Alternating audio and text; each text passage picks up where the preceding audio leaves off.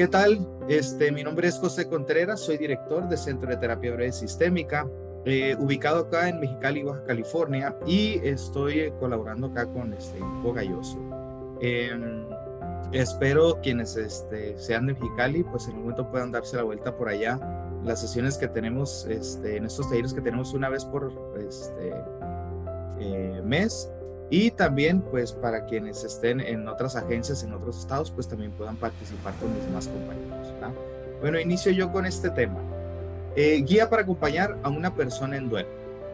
Empiezo dándoles como una introducción sobre lo que vamos a revisar en este tema.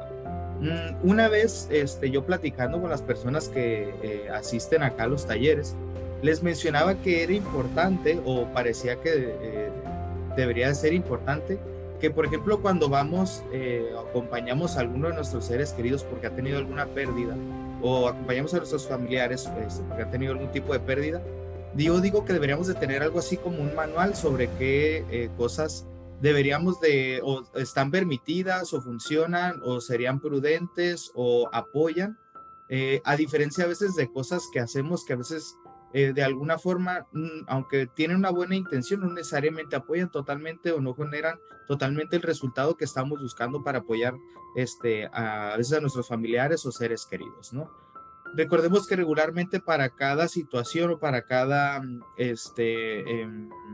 contexto o evento positivo, negativo, regularmente hay como un protocolo o hay como reglas sociales que son implícitas, es decir, que nadie las expresa, que nadie las hace explícitas, nadie las menciona, pero sabemos que están ahí. ¿Ah? Entonces, hay veces, como les mencionaba, que yo mencionaba, a veces en capillas debería de haber un reglamento sobre qué cosas hacer y qué cosas no hacer, qué cosas pueden ser prudentes, qué cosas no pueden ser prudentes, qué cosas apoyan, qué cosas pudieran apoyar a lo mejor un poco más. Entonces, hoy les hablaré de algunas cosas que puedan apoyar a que nosotros sepamos qué hacer, por ejemplo, cuando está alguien en un proceso de duelo. Recordemos que tratar con personas, y más si son nuestros seres queridos, que están viviendo un proceso de dolor, un proceso de pérdida, a veces es muy complejo tratar con ellos porque no sabemos qué hay que hacer, qué es prudente. A veces no nos imaginamos a esa persona viviendo ese proceso. Entonces, hablando de esta parte, pues veremos algunas cuestiones que vamos a estar revisando, ¿va? Una guía para acompañar a una persona en duelo. Lo primero que hay que saber acá es que eh, es importante identificar cuál es nuestra función para apoyar a un ser querido. Nosotros regularmente presuponemos qué es lo que los demás necesitan de nosotros para vivir su proceso de duelo. Por ejemplo, hay cuestiones en las que, por ejemplo, si alguna persona que tuvo la pérdida está, por ejemplo, está llorando, está expresando, está enojada, está molesta, está en shock, muchas veces presuponemos a veces que lo que hay que hacer es darle un apoyo optimista, darle un apoyo positivo, darle un apoyo de que le eche ganas o de motivación. Y ese tipo de cosas a veces, aun cuando son bien intencionadas, aun cuando tienen un buen propósito, un buen objetivo, para la etapa en la que la persona se encuentra en su proceso de duelo, en su proceso de pérdida, en el proceso de aceptación, dependiendo la etapa en la que se encuentre, la persona tiene necesidades diferentes en cada una de las etapas en las que se encuentra. Es decir, que no todas las personas que están viviendo un proceso de duelo necesitan lo mismo en el mismo tiempo, o no necesitan lo mismo todas las personas, sino depende de la etapa en la que se encuentre, de las características de la persona, de la forma en la que se haya dado la situación, por ejemplo, de un fallecimiento. Entonces, todo este tipo de cosas, digamos que generan variantes sobre cómo manejar esta parte. Entonces, primariamente, algo que es importante saber es que nuestra función no es motivar, nuestra función no es decirle a la persona todo va a estar bien, no es decirle que esto va a pasar, que la persona sea fuerte, que este, eh, por algo pasan las cosas, este tipo de cosas, aunque son bien intencionadas y aunque tengan un buen objetivo y aunque incluso sea un comentario que pudiéramos considerar razonable, o importante para la persona, por la etapa en la que se encuentra, digamos que todavía no está como en disposición de escuchar algo desde una postura como optimista. ¿Ah? Implica esto que a lo mejor tenemos que modular esta parte en la cual deberíamos de reservarnos más como a hacer saber que estamos ahí, a hacer saber nuestra presencia, a hacer saber la disposición que tenemos hacia ellos, a hacer saber que si necesitan algo, nosotros vamos a estar para apoyar. Es decir, que a veces el primer contacto que nosotros debemos tener sobre una persona que está viendo un proceso de duelo es que hacerle saber, yo estoy aquí y yo voy a estar apoyando y yo voy a estar para lo que tú necesites. No necesariamente lo que necesitamos, repito, es una cuestión de optimismo, decir a la persona que sea fuerte y demás. ¿Por qué no utilizar esta parte? Repito, es una cuestión de la etapa en la que se encuentra la persona. La persona, digamos que no está preparada todavía para escuchar este tipo de información o este tipo de comentarios. ¿Ah? Algo que comúnmente comento en esta parte es, recuerdo ejemplos en los cuales cuando hay una parte, una cuestión de fallecimiento, estamos en capilla y demás, llegamos, por ejemplo, y abrazamos a alguien y, por ejemplo, damos un abrazo muy fuerte o tocamos su hombro y este tipo de cosas que hacemos con una intención de dar aliento, una intención de dar fuerza o vitalidad a la persona, a veces para la percepción de la otra persona, repito, no para nuestra propia intención, sino para el efecto que tiene la otra persona, a veces es como recordarles el dolor o recordarles que están mal. Y también para la otra persona, aparte de algo doloroso, a veces se vuelve un poco incómodo el que no puede hacer saber que tal vez eso no es lo que necesita en ese momento. Entonces, repito, a veces solo llegar y decir a nuestro ser querido, eh, yo estoy aquí para lo que necesites, cualquier cosa que requieras, yo voy a estarte apoyando. A veces incluso desde cosas muy básicas como preguntarles a los familiares directos, por ejemplo, de la persona fallecida, si ya comieron. Ya comiste, ocupas agua, ocupas un jugo, ocupas comer algo y demás. Les digo esto porque parece a veces que damos por hecho que las personas durante el día o durante los días en los que se ha dado el proceso ya comieron o ya solventaron sus necesidades primarias. A veces nos sorprendemos de que no nos damos cuenta y a veces es sorpresivo para algunas personas que no nos damos cuenta que a veces las personas durante todo el día, a veces haciendo proceso en la funeraria, proceso no sé si en cementerio, proceso sobre encontrar en los documentos legales, la carta del fallecimiento, cualquier cuestión de este tipo en la cual la persona está ocupada en toda esta parte, a veces no se dan tiempo de comer en todo el día, por ejemplo, y para nosotros atender una necesidad primaria, repito, es estar ahí para la persona y preguntarle por sus necesidades primarias. Necesidades primarias implica si la persona ha comido, a veces si el fallecido es una persona de la que dependían económicamente, a veces preguntarles si tienen gasolina, si tienen carro, si tienen cómo moverse, si tienen dónde dormir, todo este tipo de cosas que pueden apoyar. Repito, damos por hecho que las tienen, pero a veces no necesariamente las tienen o están solventadas. Bien. Sigo con el siguiente punto. Es importante diferenciar que no siempre que se da un fallecimiento es un problema o es una crisis. Nosotros consideramos que, digamos, hay tres niveles de conflicto o tres niveles de gravedad en una cuestión de conflicto. El primero lo conocemos como dificultad, el segundo lo conocemos como problema y el tercero ya lo conocemos como una crisis. No siempre que hay un fallecimiento, no siempre que hay una persona que está en un proceso de duelo, está en un estado de crisis. Hay veces que está en un estado problemático, a veces que está en un estado de dificultad. Digamos que la etapa de dificultad, digamos, son cuestiones en las cuales hay una afectación mayor, pero no hay riesgos, no hay disfunciones sobre la persona está estable, lo recibe de una forma funcional, una forma, como les menciono, estable, este, puede atenderse, puede atender a los demás, puede manejar, no está en shock, este tipo de cosas. Sabemos que la persona, aun cuando es una situación difícil, la persona está estable para manejar la situación. Cuando ya se vuelve problema es que empieza a haber algún tipo de dificultad, tales como que notemos a la persona en shock, que la persona no se puede atender a sí misma, que la persona esté bloqueada, la persona esté en un llanto incontenible, la persona no se lo crea, entre demasiado en negación, empiece a tener características de impulsividad, conductas impulsivas, algunas cuestiones de riesgo como algún tipo de daño hacia sí mismo, empezamos a considerar que ya se está convirtiendo esto en un problema.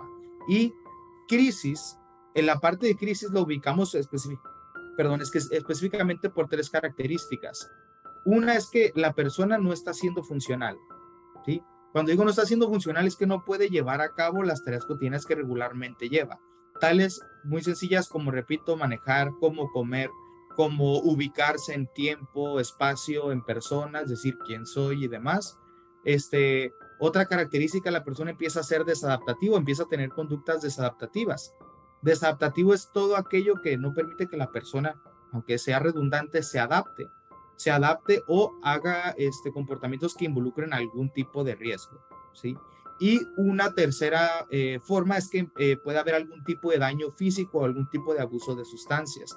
Si alguno de estos tres elementos se da, es importante que consideremos que ya es un estado de crisis, y el estado de crisis es importante que sea manejado por un profesional de la salud mental, tal como puede ser un psicólogo, un tanatólogo, un especialista en primeros auxilios psicológicos o en intervención en crisis, para que pueda apoyar a que la persona genere una adaptación, genere una funcionalidad y reduzca los riesgos, como les menciono, de abuso de sustancias o de daño sobre sí mismo. Entonces, cada una de estas etapas involucra una necesidad diferente hacia nosotros. Es decir, nosotros apoyando a la persona que tiene una dificultad, lo único que hacemos es una cuestión de acompañamiento. Si vemos que hay una cuestión en la cual la persona entra en una etapa de problema, en ese momento nosotros lo que nos toca es generar también un acompañamiento, pero es un acompañamiento más directivo, donde nosotros manejamos, movemos a la persona, estamos más cerca sobre sus necesidades. ¿Por qué? Porque en la primera etapa, que es dificultad, hay una autonomía, pero en la segunda etapa ya hay de alguna forma una parte como de dependencia para que la persona pueda seguir funcionando. Ya en una tercera etapa involucramos, digamos, los elementos de la dificultad y del problema, es decir, un apoyo directo, un apoyo de estar ahí, pero es importante a veces que se involucre a un profesional de la salud mental para poder estabilizar a la persona. Bien. Espero me indique por ahí si vamos bien, o hay alguna pregunta, alguna duda. Yo estoy atento. ¿Va? Como les mencionaba ahorita, es importante atender las necesidades primarias. Por necesidades primarias entendemos, repito, que la persona haya comido, que la persona es estable, que pueda moverse, que pueda manejar, que pueda realizar los trámites adecuados. ¿Va? Todo eso que implica los primeros efectos sobre la situación. ¿Va? Hay una regla que apoya mucho a que nosotros llevemos un acompañamiento adecuado sobre las personas. La regla, la conocemos, es el que pregunta nunca se equivoca. Todos nosotros tendemos a presuponer qué es lo que una persona necesita. Es decir, que suponemos a veces que su necesidad es un abrazo, palabras de aliento, a veces presuponemos que la persona ocupa espacio, a veces presuponemos que la persona no quiere hablar, o al revés, presuponemos que la persona quiere hablar. Entonces, regularmente nosotros reaccionamos a este tipo de situaciones suponiendo o presuponiendo lo que la persona necesita. ¿Por qué? Porque a veces, consciente o inconscientemente, nosotros eh, damos a los demás aquello que nosotros necesitamos, o le damos a los demás aquello que nosotros necesitaríamos si estuviéramos en su posición. ¿Sí? Es decir, que si nosotros estuviéramos viviendo la pérdida que está viviendo la persona a la cual estamos apoyando, si nosotros estuviéramos en su posición, nosotros presuponemos cuál es su necesidad e intentamos solventar esa necesidad. Regularmente las personas que presuponemos necesidades de los demás, y más en este tipo de procesos, regularmente tendemos a equivocarnos. Equivocarnos no por una cuestión de intencionalidad ni nada de este tipo. Nos equivocamos a veces porque lo que es nuestra necesidad no necesariamente es la necesidad del otro, o que nosotros hayamos tenido esa necesidad estando en la posición de nuestro ser querido, la persona que queremos apoyar, en algún momento en el cual nosotros estamos en su posición, requeríamos algo, no necesariamente es lo que necesita. ¿Cómo podemos saber qué es lo que necesita nuestro ser querido, la persona a la que vamos a acompañar, o te está teniendo está viviendo la parte más fuerte del fallecimiento de algún ser querido? La forma es preguntando, ¿sí? Entiendo que es como algo muy sencillo, pero la regla es el que pregunta nunca se equivoca, ¿sí? Si tú le preguntas a la persona, ¿qué necesitas de mí en este momento? ¿Hay algo que necesites en este momento? La persona puede contestarte. Y si la persona te dice ese algo, literalmente es ese algo lo que necesita. A lo mejor lo que te dice, ¿sabes qué?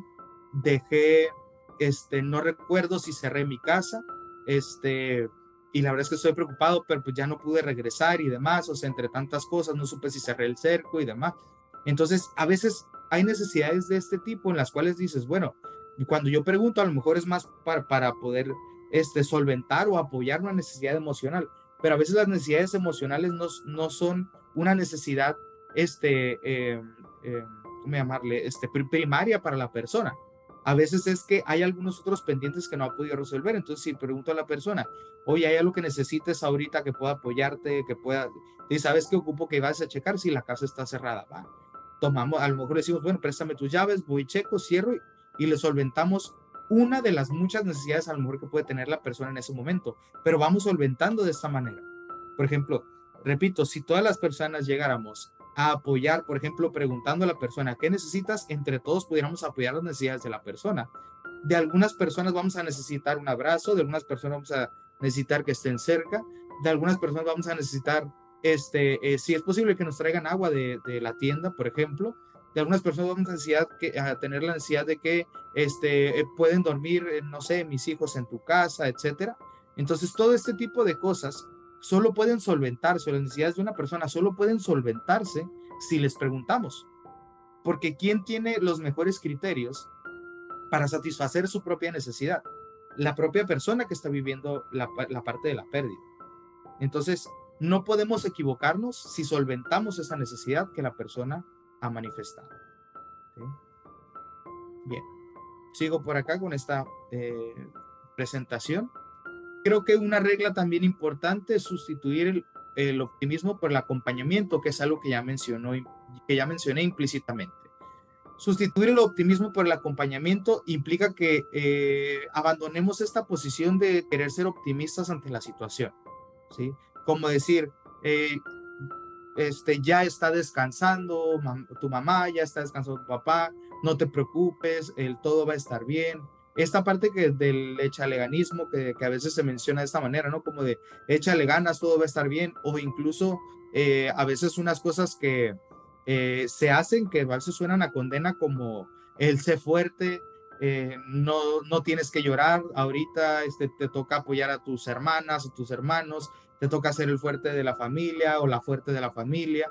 Entonces, este tipo de cosas que a veces, eh, de alguna forma, sin darnos cuenta y sin intención, invaden un poco la necesidad de la persona sobre lo que necesita.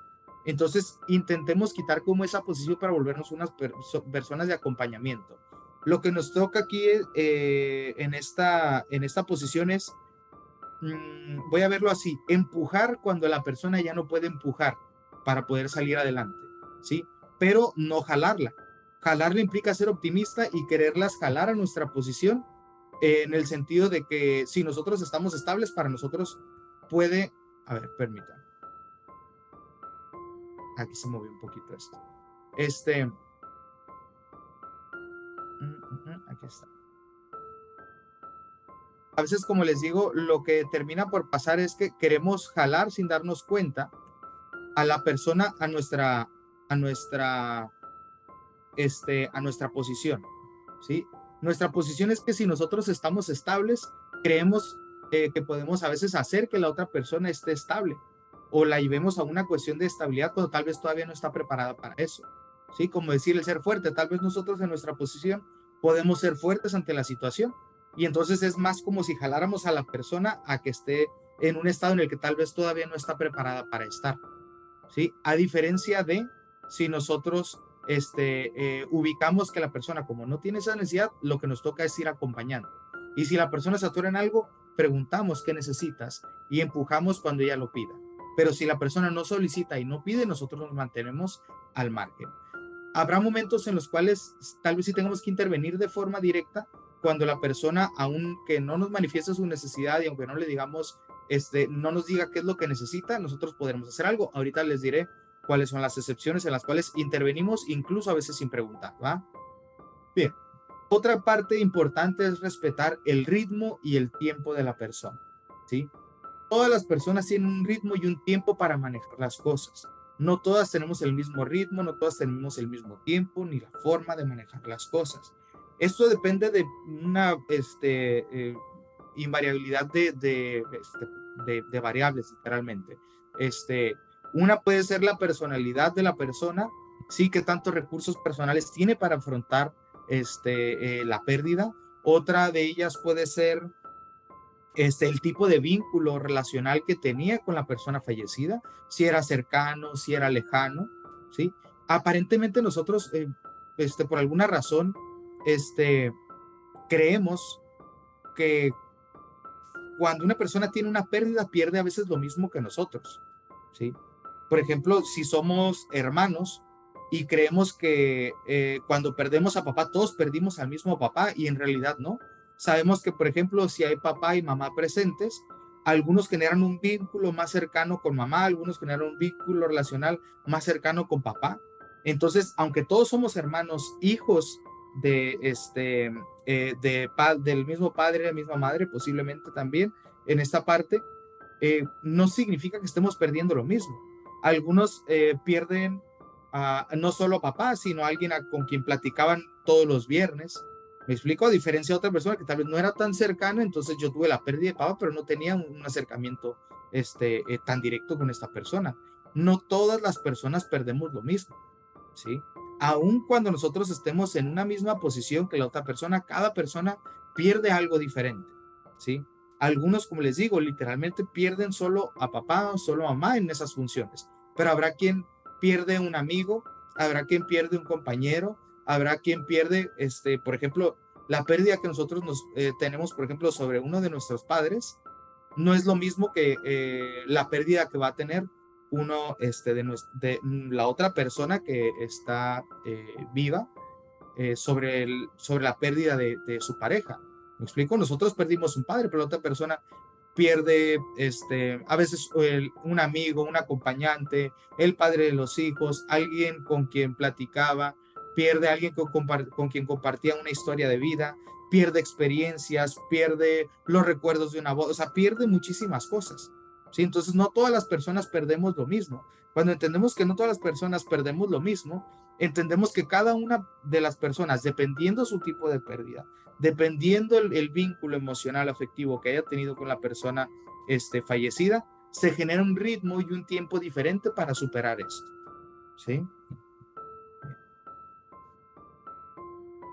Vámonos al siguiente punto. Es importante también considerar que por alguna razón que a veces descuidamos o también presuponemos, de forma generalizada, consideramos a veces como que sentir es malo o sentir está mal. Por ejemplo, vemos a una persona llorar e incluso el hecho de que esa persona esté llorando nos hace sentir incómodos. Y a veces sentimos que tenemos que hacer algo para que la persona deje de llorar. ¿Sí? Si una persona está enojada, consideramos muchas veces también que eso no es cómodo y no está bien y la persona no debería de enojarse. Entonces intentamos hacer algo para que la persona no esté enojada. Si la persona siente miedo, lejos de entender, por ejemplo, por qué siente el miedo o qué función está teniendo el miedo sobre la persona o entender las razones por las cuales tiene miedo, intentamos interrumpir el miedo, ¿sí? Eso le pongo nada más como ejemplos de que cuando las personas llegan a sentir algo, regularmente lo que queremos es intervenir en eso e interrumpir el proceso emocional del sentir, ¿sí? Todas las emociones tienen una función, absolutamente todas, pero es importante saber que todas las emociones tienen una parte útil y tienen una parte no útil, ¿sí? La parte útil, si consideramos, por ejemplo, que las emociones son una señal de algo, ¿sí? Es decir, que el cuerpo que siente, este, eh, nos da una señal de que algo está pasando, ¿sí? No somos personas que no generamos reacciones, por ejemplo, a la hora de sentir. La tristeza significa algo, ¿sí? Que es la parte útil. Por ejemplo, cuando perdemos a alguien, la tristeza es proporcional a la importancia que tiene esa persona en nuestra vida, ¿sí? O la importancia que tenía esa persona en nuestra vida. Cuando digo tenía es porque físicamente ya no está presente. Entonces, sabemos que la tristeza hay una cuestión como de utilidad o de funcionalidad, ¿sí? Incluso por la propia naturaleza humana, donde el sentir miedo, el sentir enojo, el sentir tristeza tiene una función humana y es importante entenderla en lugar a veces de interrumpirla. Sabemos que hay una parte no útil también de las emociones. La parte no útil es aquella que puede generar conductas impulsivas o acciones impulsivas sobre una persona, aquella que lleva a las personas a generar algún tipo de abuso de sustancias, aquellas que le generan un propio riesgo sobre un daño, emociones que, por ejemplo, permitan que la persona ya no sea adaptativa, ya no sea una persona funcional, la persona deje de trabajar, se aísle, empieza a tener pensamientos de riesgo, ¿sí? Tal como cometer un acto sobre sí mismo, un acto sobre los demás, características de venganza, etc., etc., ¿sí? Entonces, todas las emociones es importante saber que tienen una función y tiene una función primariamente útil y todo aquello que genere una desadaptación o una disfuncionalidad o algún tipo de riesgo ya se considera que es una emoción que está generando algún tipo de riesgo. Mientras no veamos algún tipo de riesgo, como repito, puede ser una desadaptación, una disfuncionalidad o una cuestión de riesgo, la persona está yendo por un proceso adecuado. Es, por ejemplo, a la hora de sentir el dolor, por ejemplo, de una pérdida, es importante saber que mmm, evitar el dolor o no sentir el dolor es inhumano. Es decir, de alguna forma nosotros debemos de considerar que el dolor es parte del proceso y incluso es una parte muy humana que a veces que hay que entender. El solo hecho de negar el dolor, de hecho, no cambia el dolor, no modifica el dolor, ¿sí? No supera el dolor, ¿sí? En el dolor hay un tipo de crecimiento, hay algo que aprenderle al dolor, hay algo que aprenderle a la tristeza, hay algo que aprender al enojo, ¿sí? Hay algo que aprender al miedo, ¿sí? Que si no vivimos un proceso sobre esa parte, no descubrimos, no crecemos y después nos quedamos anclados a esa pérdida que tuvimos. Tal como que pasan 6 meses, 1 año, 2 años, 3 años y seguimos anclados a la pérdida. Quiere decir que hay una parte en la cual no nos permitimos crecer y regularmente es a través de las emociones que no superamos, que no manejamos, que no gestionamos de forma adecuada. Es decir, no supimos qué hacer con ellas para poder convertirlas en algo más funcional. ¿Sí? Bien. Estoy casi terminando por acá, ¿va? Esto nada más de forma, eh, meramente una forma de orientar.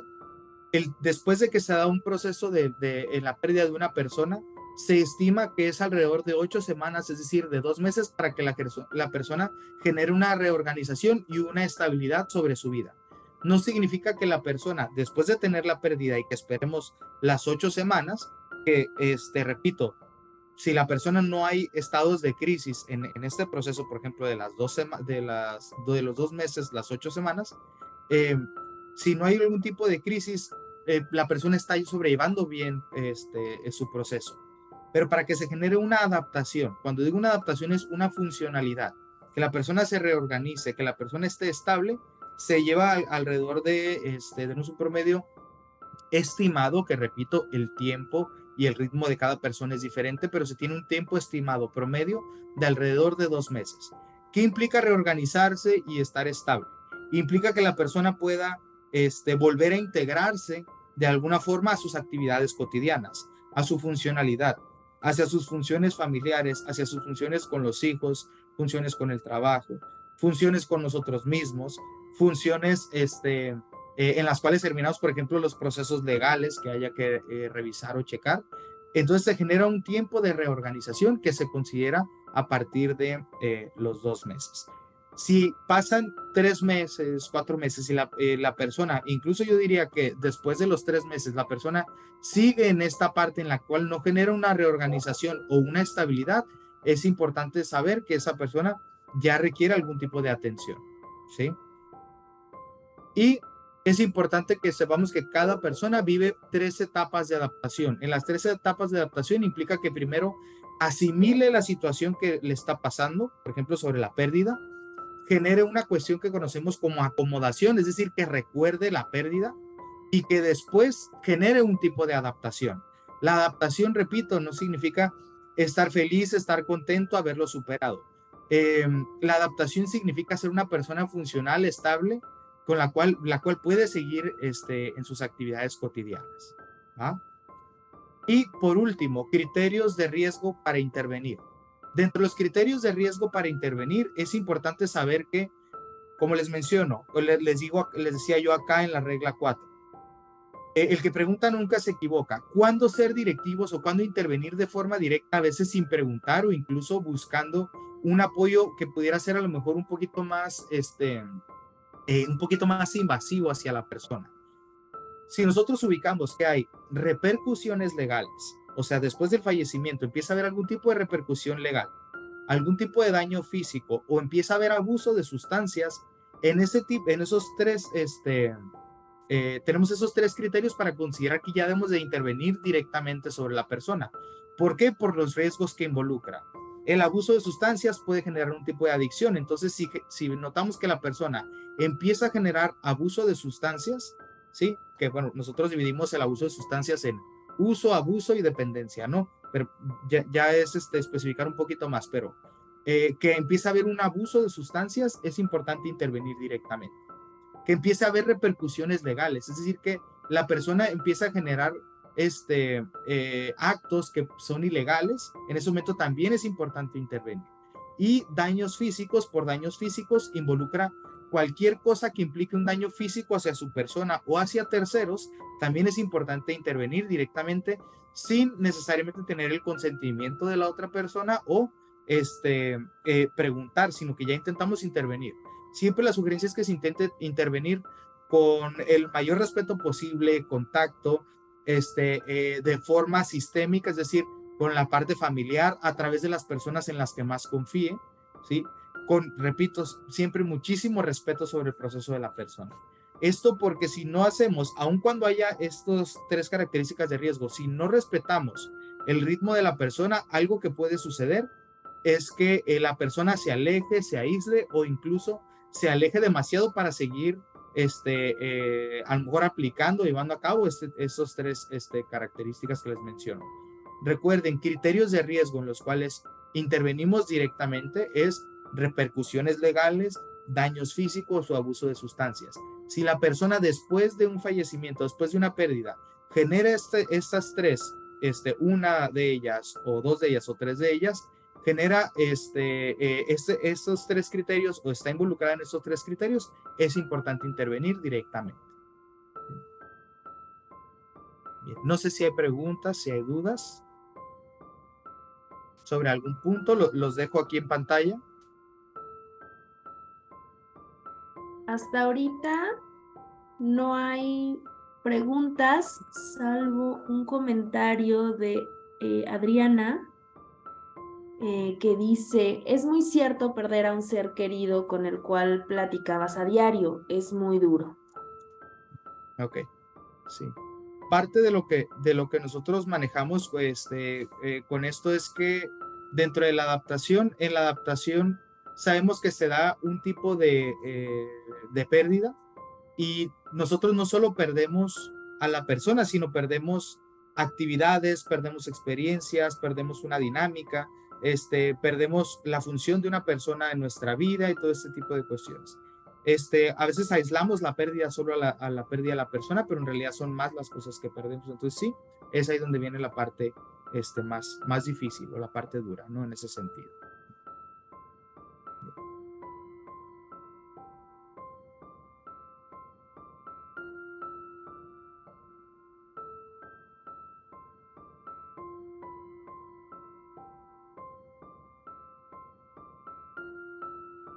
¿Algo más para contestar, para checar? Pues mira, yo creo que ahorita comenzamos a hacerles la invitación. Mira, ya llegó por aquí unas preguntas. Uh-huh. Las comparto contigo y invitamos también al resto de la audiencia a que comparta sus preguntas o comentarios a través de este chat. Nos pregunta Moni Lobato: ¿cómo manejar una pérdida a la cual aún no le encuentras explicación? Muy bien. Bueno, primero, que nada, Muchas veces la explicación está dada por la causa en la cual se dio la pérdida. La causa puede ser si se dio por enfermedad, si se dio de causa natural, si se dio por un accidente, por un acontecimiento tal como puede ser un fenómeno natural, este, por algún tipo de daño hacia la persona. Entonces, la causa regularmente o la explicación está dada regularmente por la causa por la cual se produjo la muerte. Cuando no encontramos una causa, una explicación, regularmente es porque no entendemos cómo la persona le pudo pasar por circunstancias en las cuales hay un tipo de pensamiento que es algo así como por qué a él o por qué a ella. ¿Me explico? A veces cuando se da ahorita bien o mal esta parte, por ejemplo, de una cuestión, por ejemplo, de suicidio. O sea, ¿por qué? ¿Por qué esta persona? Entonces, a veces no entendemos y recordemos que siempre que hay un vacío donde no podemos darle una explicación, regularmente algo no nos da sentido. ¿Sí? Entonces, si seguramente no podemos dar una explicación es porque la causa como tal no nos ayuda a llenar ese vacío a nivel de explicación. ¿Sí?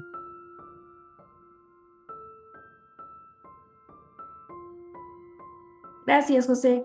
Mira, también te pregunta Ramón Alducín, ¿qué significado puedo dar de que todos los días después de 4 meses sigo platicando con la foto de mi esposa? Bien. Ah, recordemos que una cuestión que sucede, lo repito acá, es que nosotros voy a verlo así, ¿cuántas cosas se van o cuántas cosas perdemos cuando perdemos a una persona? ¿Me explico? Perdemos, repito, no solo a veces a nuestra esposa, a nuestra pareja, perdemos un acompañante, perdemos una cómplice, perdemos una socia, ¿sí? Perdemos una madre para nuestros hijos, o sea, perdemos muchísimas cosas. Entonces, no, es importante que esto no se vaya a malinterpretar en el sentido de que esté mal que siga habiendo una plática con su esposa, es parte del proceso. La cuestión aquí está en que no significa que porque una persona físicamente no esté, nosotros perdamos nuestra relación con ella. ¿Sí? Nuestro vínculo con esa persona siempre va a estar y es importante mantenerlo. Desde una forma funcional, desde una función adaptativa y desde una función de no riesgo. No riesgo implica que a través de nuestra interacción con la relación que tenemos con esta persona, ¿sí? Generemos algún tipo de riesgo hacia nosotros, un tipo de riesgo hacia los demás. Si no hay nada de eso, ese tipo de relación está totalmente bien, ¿sí? Es como cuando recuerdo una persona que atendí que perdió una hija, la señora perdió una hija y cuando va al panteón va y platica con su hija. No hay absolutamente nada de malo en eso. Nada en eso. ¿Por qué? ¿Por qué no está mal? Entiendo que a lo mejor consideramos que no es común. Sea común, no, que no sea común no significa que no esté bien o que no sea funcional. Todos intentamos resguardar el vínculo con las personas queridas que tenemos. Entonces, irse a desahogar, irse a llorar, irse a platicar, irse a contarle cosas, no pasa absolutamente nada siempre y cuando no haya una cuestión de riesgo. ¿Sí? Gracias, José. Ahora, Rulo Vickers, espero pronunciarlo de manera correcta, dice, sí, todo lo que comenta lo estoy pasando con la pérdida de mi mamá. Se fue hace 2 meses. Yo le pido que me cubra con su bendición y que me oriente, aunque sé que no me oye. ¿Qué significa? Aunque sé que no, ¿qué? Perdón, ¿me puedes repetir? Aunque sé que no me oye. ¿Qué significa? Ok, bien. El sentido que nosotros le demos por ejemplo, al recuerdo o a la presencia o lo que compartimos en experiencia con una persona depende de para dónde orientemos la experiencia que hayamos compartido con esa persona. Implica que la bendición, por ejemplo, voy a hablarlo como en primera persona, la bendición que nos está dando nuestra madre o la bendición con la cual consideramos y sentimos que tenemos un acompañamiento, un cuidado a través de esa persona, está dado por todos los aprendizajes que tuvimos de esa persona o todo lo que nos dejó esa persona. Es decir, que si podemos orientar esta parte en la cual sabemos que con las cosas que hizo, con las cosas que nos enseñó, con las cosas que nos compartía, que nos decía, a veces los consejos, como repito, la cuestión de los aprendizajes, en cada una de esas cosas hay una bendición en esa parte. A veces creemos que la bendición debe estar en algo, como algo palpable o algo que nos haya dicho esa persona directamente hacia nosotros, que la persona tiene que estar presente. No funciona de esa manera. ¿Sí? Entonces, esa bendición, en este caso, para quien te escribe, la bendición va a estar en llevar a cabo cualquier aprendizaje funcional, positivo, que le haya agradado, de cariño, de amor que haya obtenido de esa persona y replicarlo. Ahí va a estar la bendición en esta parte. ¿Sí?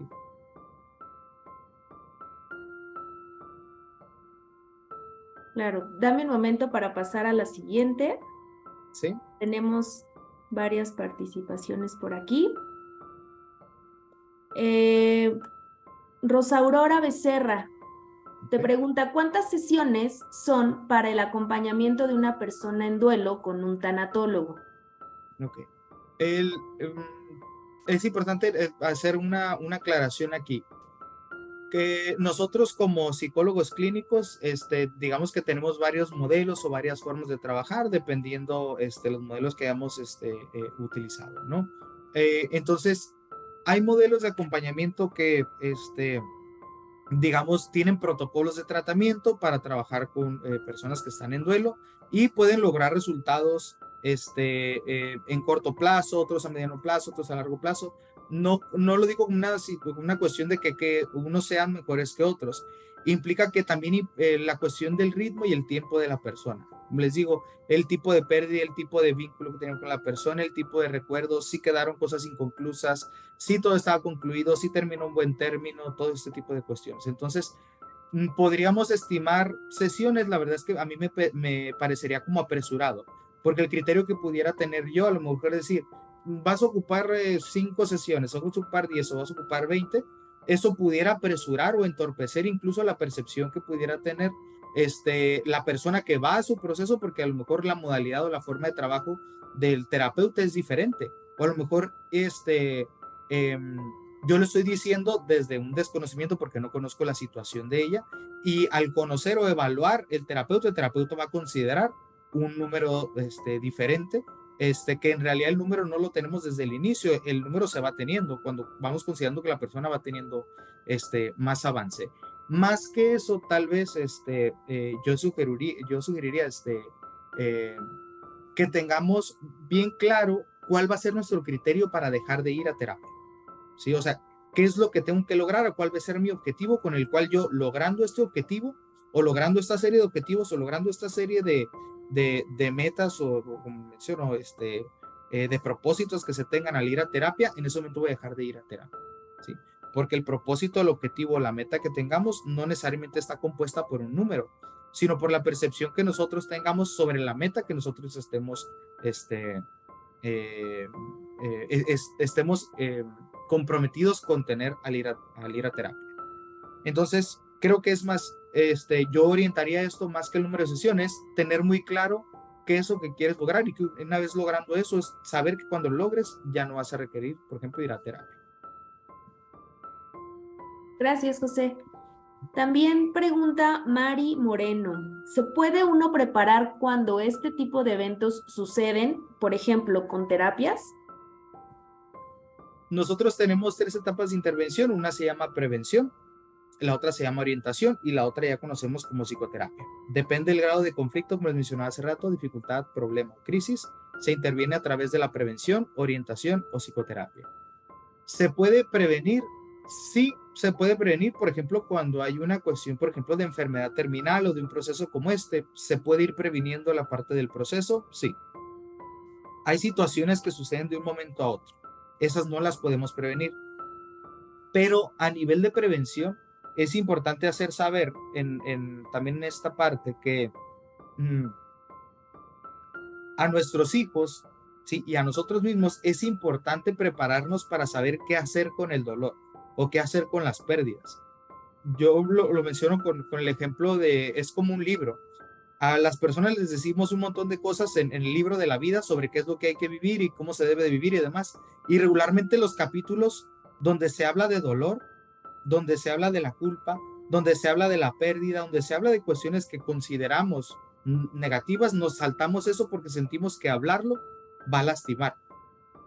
El hecho de que nos brinquemos esos capítulos para tratar con nuestros hijos, por ejemplo, no hablarles de qué se hace ante el dolor, qué se hace ante la pérdida, así como cuando fallece una mascota de nuestros hijos y después el cuerpo de la mascota, un día decimos, es que se escapó y se fue, y o sea, a la persona, a los hijos les abrimos un proceso de duelo a veces muy largo o interminable, decir que creer que en algún momento va a volver a ver a su mascota y luego ve un perrito que se parece y cree que es él y todo este tipo de cosas. Entonces es importante hacerles saber o incluir a los hijos en los procesos de pérdida, en los procesos donde hay que manejar dolor.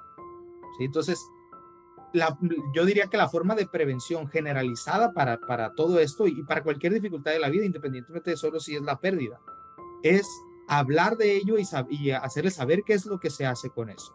¿Sí? No sé, Anaí, si tú recuerdas un video por ahí que después se volvió como muy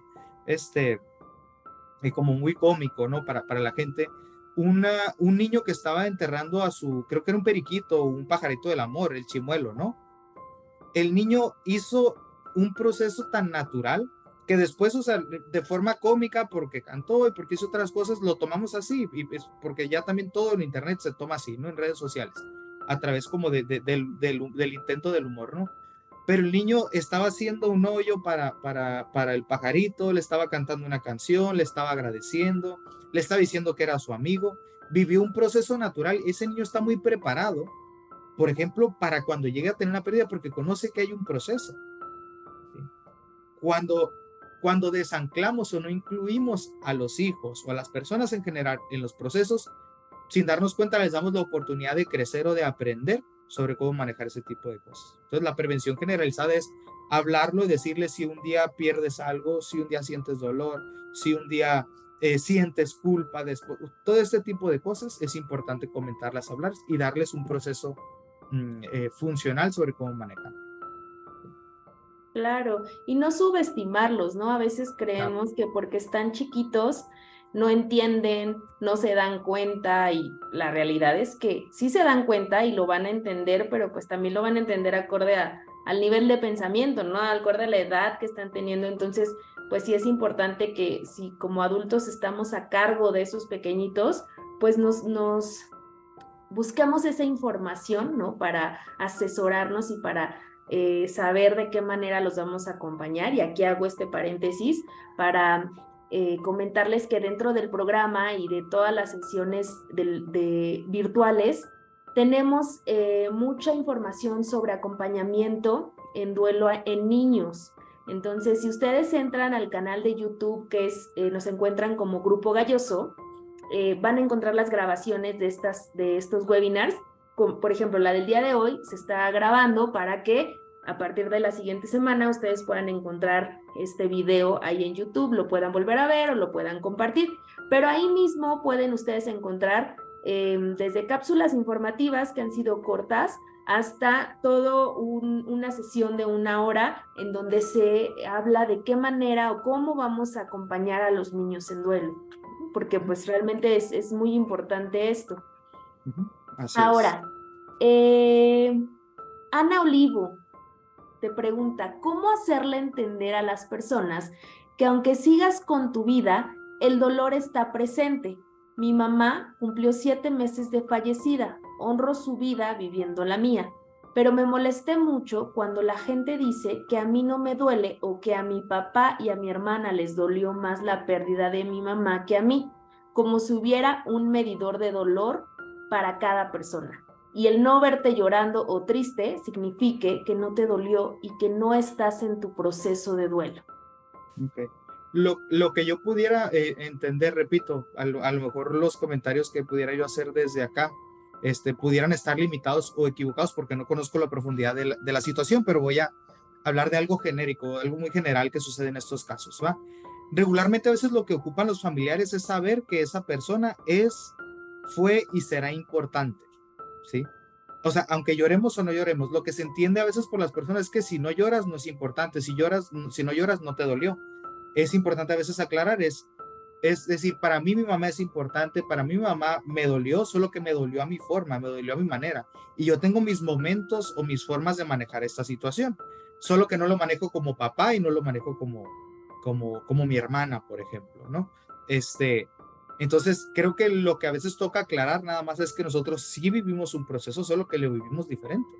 Porque, repito, las personas ligan la importancia nada más a si una persona llora, si una persona se siente mal, o si una persona se la pasa en el sillón, tirado, llorando, sin salir y demás, ¿no? Que repito, allá es una parte como no funcional, ¿no? Pero entonces la forma de explicarlo a veces nada más es hacer un comentario sobre esto, ¿sí? Decir, para mí mamá es importante, pero yo tengo mi proceso y mi proceso es diferente. Incluso mi proceso yo lo estoy llevando en forma privada. A mí no me gusta que me vean mal, por ejemplo. Basta con una explicación similar, creo, a esa, ¿no? Evitar esta parte de explicarles demasiado, evitar esta parte de contradecirlos, de entrar en una cuestión de discusión o de conflicto también, porque a veces no les vamos a entender a los otros, no les vamos a hacer entender a los otros nuestro ritmo y nuestro tiempo sobre por qué manejamos las cosas así.